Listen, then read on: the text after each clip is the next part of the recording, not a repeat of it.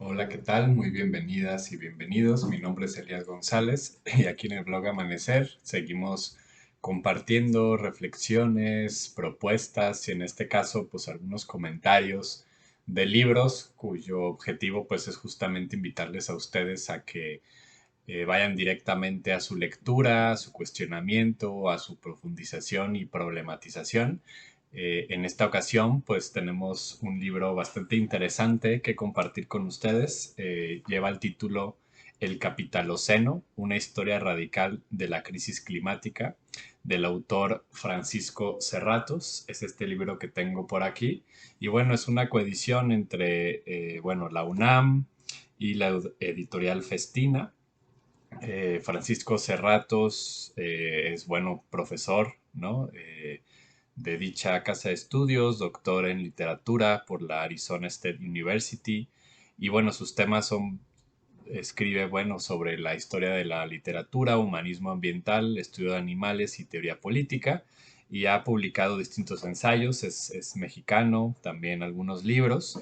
Y bueno, pues la verdad es que me topé con este libro y se los recomiendo profundamente. Y en ese sentido quisiera hacer, pues como siempre lo hemos hecho en el canal, pues un breve comentario respecto a cómo está integrado el libro, de qué va, de qué trata, algunas cuestiones fundamentales, básicamente para que ustedes puedan darse una idea y en este caso, como en los otros, pues animarse a ir directamente a su lectura.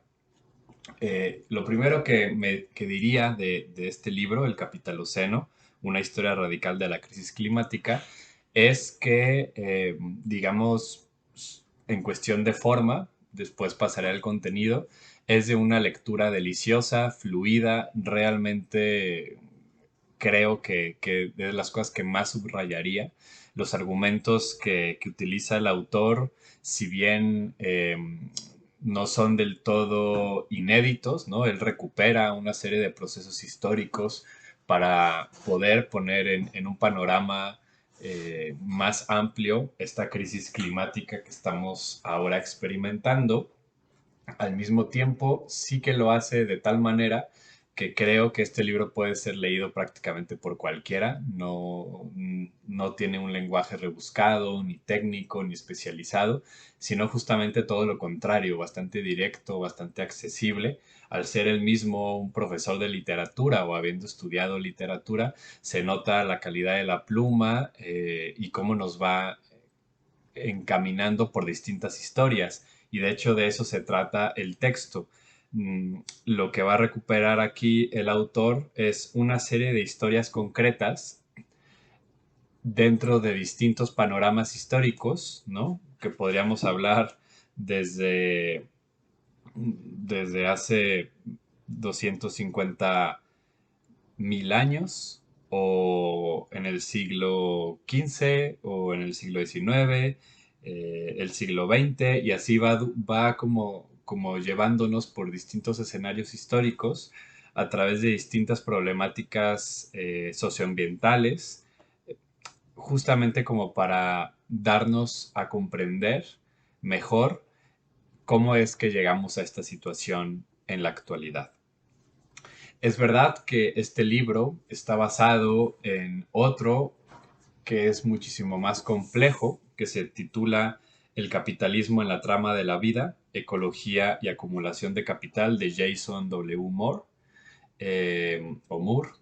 Este libro, efectivamente, si bien su contenido es también fundamental para quien quiera profundizar en la problemática actual, mm, no, no tiene esa accesibilidad de formato que tiene este otro libro, ¿no? Sin embargo, ambos van a recuperar la noción del capitaloceno. El capitaloceno es una crítica a una noción anterior, que es el del antropoceno, que justamente quiso expresar en su momento esta llegada de la era geológica en la que el ser humano ha adquirido un tamaño, una envergadura, un peso de influencia, eso, planetaria, geológica, de tal manera que hemos repercutido en los propios ritmos del planeta.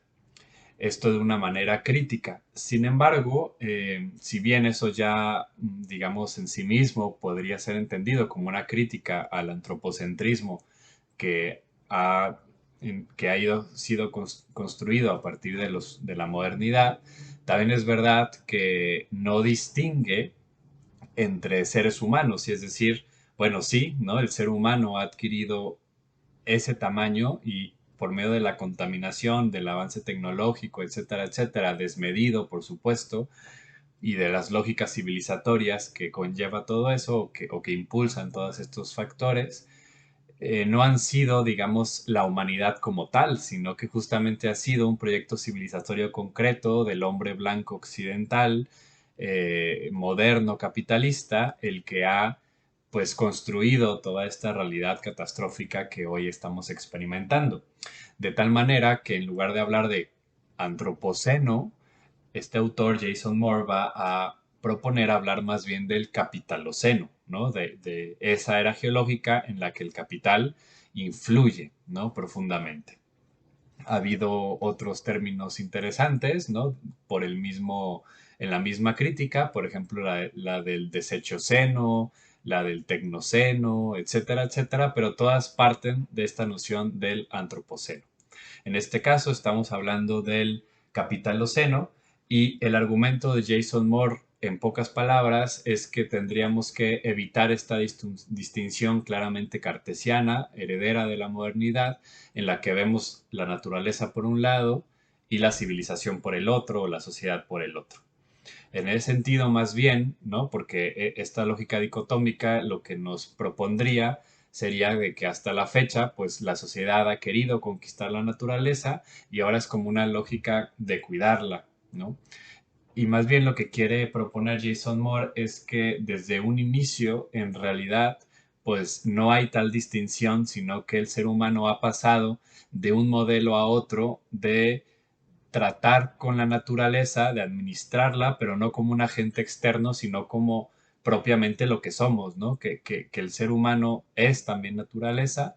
En ese sentido no sería un dualismo, sino más bien una suerte de unidad y que lo que ha hecho el ser humano es pues distintas maneras de vérselas con eso y el capitalismo sería otra de estas maneras de administrar, que es una palabra fea, pero al final del día también muy capitalista, hacérselas con la naturaleza en pocas palabras y de manera muy resumida, porque por supuesto la cosa es mucho más compleja que eso.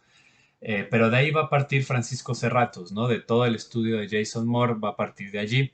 De hecho, el propio autor nos confiesa que en realidad él se encontraba escribiendo otro libro, más bien como dando cuenta de los horrores que viven los animales en esta era de la alimentación industrial, pero se empezó a encontrar con una serie de historias que pues decidió finalmente escribir este otro libro.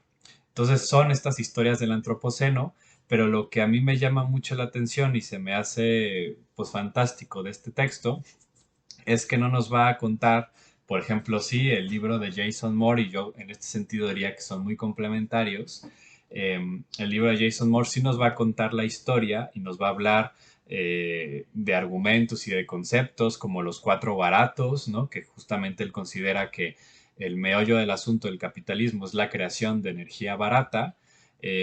Y que justamente hoy está en una problemática que constantemente entra en problemáticas o en crisis, mejor dicho, porque de alguna u otra manera lo que antes era barato se comienza a encarecer y tiene que crear otra mercancía barata para poder explotar y hacer toda la dinámica del despojo. Y que cada crisis es justamente ya sea la invención o el descubrimiento de una nueva energía barata, de una nueva mercancía barata, de tal manera que lo pueda explotar, expropiar, porque eso sería justamente lo barato, que no necesita mayor cosa más que despojarlo. En ese sentido, lo que nos va a recuperar Francisco Serratos en su libro va a ser estas historias de cómo se fueron apropiando, ¿no? Cómo se fueron despojando toda esta serie de lo que el capitalismo va a llamar recursos, pero que en realidad es la propia naturaleza y la propia vida. Pero lo que quería subrayar es que lo hace a través de narraciones muy concretas, no lo hace como en abstracto, sino que recupera historias muy puntuales. Y voy a poner algunos ejemplos. Son historias terribles, ¿no? Duras, y sin embargo creo que la manera en que lo examina es maravilloso, ¿no? Como lo expone de manera tan sencilla, tan elocuente.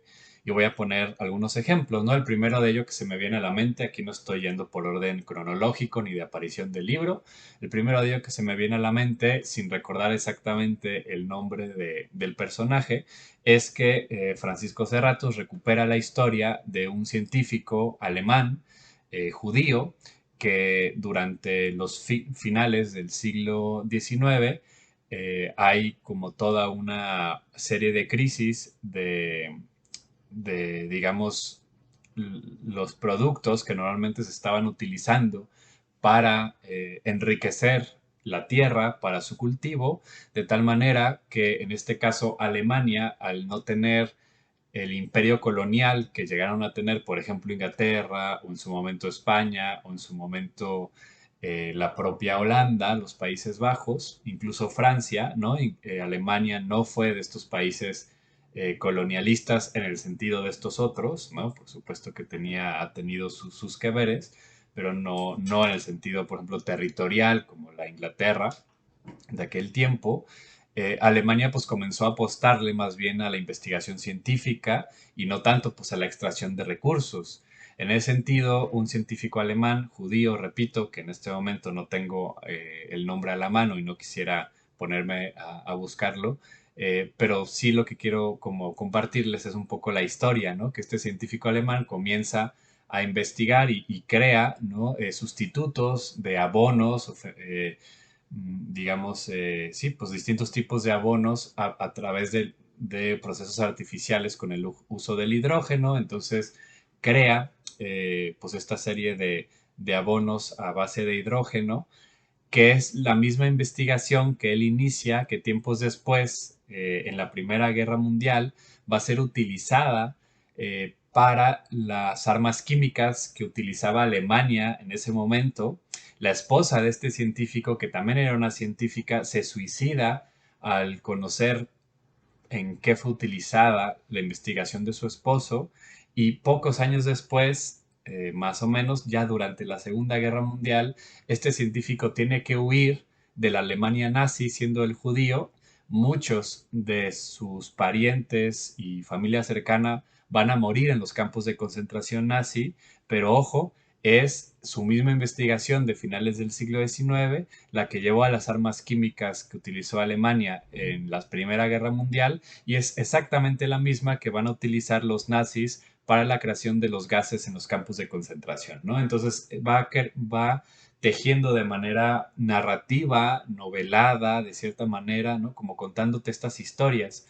Otra, por ejemplo, también muy dura, es como, por ejemplo, en África, ¿no? En los procesos de extracción de ciertos minerales, maderas y riquezas, se utilizaba la clásica técnica colonial de utilizar a los propios nativos, ¿no? Gente del lugar, darles poder, darles armas, convertirlos en una especie de policía o de guardias. Eso desestructura el tejido social de la comunidad. Eh, y estos guardias en aquel momento tenían que dar cuenta de las balas utilizadas, de tal manera que si les daban, por decir algo, 10 balas al día y se regresaban con 8, tenían que dar cuenta de las dos muertes, ¿no? No podían desperdiciar balas si no les iba a ellos como en feria. De tal manera que la comprobación oficial de que se había asesinado a alguien con esa bala, o un esclavo que intentaba escapar o que no cumple con su trabajo, se había puesto violento, la razón que ustedes quisieran, era cortarle la mano y entregarle a la autoridad, el guardia, entregarle la mano cortada, ¿no? De tal manera que se comenzó a hacer una suerte de mercado de manos, porque bueno, no eran armas ni balas del siglo XXI, es decir, a veces no asesinaban a la persona, a veces salía corriendo y les disparaban y no le daban, o lo dejaban herido pero no lo mataban y no lo alcanzaban, de tal manera que habían gastado una bala, tenían que entregar una mano y le mochaban la mano a quien quisiera, a veces a un niño, a una mujer, a quien sea, y entregaban la mano, ¿no? De tal manera que todo esto comenzó a mezclarse. Así, pues va él recuperando historias, por ejemplo, del salitre, de los procesos de distintos minerales, de distintas, digamos, mal llamados estos recursos, ¿no? Que no me gusta el término, pero bueno, utilicémoslo para entender a través de la historia, ¿no? Y entonces va saltándose o va, digamos, nos va llevando a través de distintas historias por años. De hecho, las, por ejemplo, los capítulos tienen nombres de fechas, ¿no? Entonces, por ejemplo, vámonos a cualquiera de estos, ¿no? 1839 y nos va a contar un poco la historia del caucho, ¿no? Y empieza diciendo, la escasez del caucho, de la misma manera que la del guano y la del salitre, causaba preocupación en los países norte global y encontrar su sustituto artificial se convirtió, entrando el siglo XX, en una competencia acelerada que concluyó con la adopción del plástico como la cornucopia del progreso, ¿no? Entonces, justamente aquí lo que tenemos es, en este capítulo de 1839, nos va a contar la historia de cómo se llega al límite de la extracción y el despojo a través del caucho, que todo esto es, repito, el capitaloceno, es una lógica ecológica, social, política, etcétera. Entonces, cómo el caucho llega a un límite natural y se tiene que crear un sustituto artificial, que en este caso es el plástico, y entonces nos va tejiendo los hilos entre la historia colonial capitalista, en este caso, por ejemplo, de pues el descubrimiento del caucho y lo que hace, la extracción, la explotación, la esclavización, la llegada del colonialismo, la capitalización de todo eso, y paulatinamente cómo llega a un límite y se va a crear sustituto natural artificial, perdón, que es el plástico, y entonces relaciona todos estos hilos, colonialismo, caucho, plástico, industria, etcétera, dentro de todo este entramado que le llamamos el capitaloceno. Podríamos irnos a cualquier otra fecha, por ejemplo, 1648, en donde él va a recuperar, ahí inicia de la siguiente manera, dice, este año se firmó por fin la paz entre la República de los Siete Países Bajos y España, entonces bajo el reinado de Felipe IV. La culminación del conflicto, sin embargo, no significó una nueva y floreciente época en la historia de los Países Bajos. Muy al contrario, la confirmó. Holanda, en su época de oro, ya estaba viviendo en una escala mundial, engrasada en un proceso de participación y explotación global, escribió Braudel. Desde hacía décadas, esta confederación había crecido a un ritmo desmedido bajo su ética protestante del trabajo, su adopción del liberalismo mercantil, su hegemonía comercial, que abarcó 3 continentes y que se prolongó durante todo el siglo XVII, ¿no? Entonces aquí nos va a contar un poco, pues, la historia de estos Países Bajos, que muchas veces recuperamos a la España colonialista de América o a la Inglaterra industrial, pero no muchas veces caemos en la cuenta del país que jugaron, perdón, el papel que jugaron los Países Bajos en toda esta historia, ¿no? Entonces, repito, se trata de un libro narrativo, para nada especializado, tecnificante, sino todo lo contrario, bastante accesible y que con todo eso, pues ayuda un montón a experimentar el horror, ¿no? De lo que estamos viviendo, de tal manera que yo lo recomiendo profundamente. Repito, El Capitaloceno, una historia radical de la crisis climática, de Francisco Serratos, editorial UNAM y Festina. Está también disponible en versión electrónica. Y bueno, pues ahora sí que está, pues, muy recomendado. Espero que les interese. Cualquier cosa, pues ahí seguimos. Les invitamos que si les gustó el video lo puedan compartir en sus redes, nos dejen algún comentario y también pues sigan el canal. Saludos y hasta la próxima.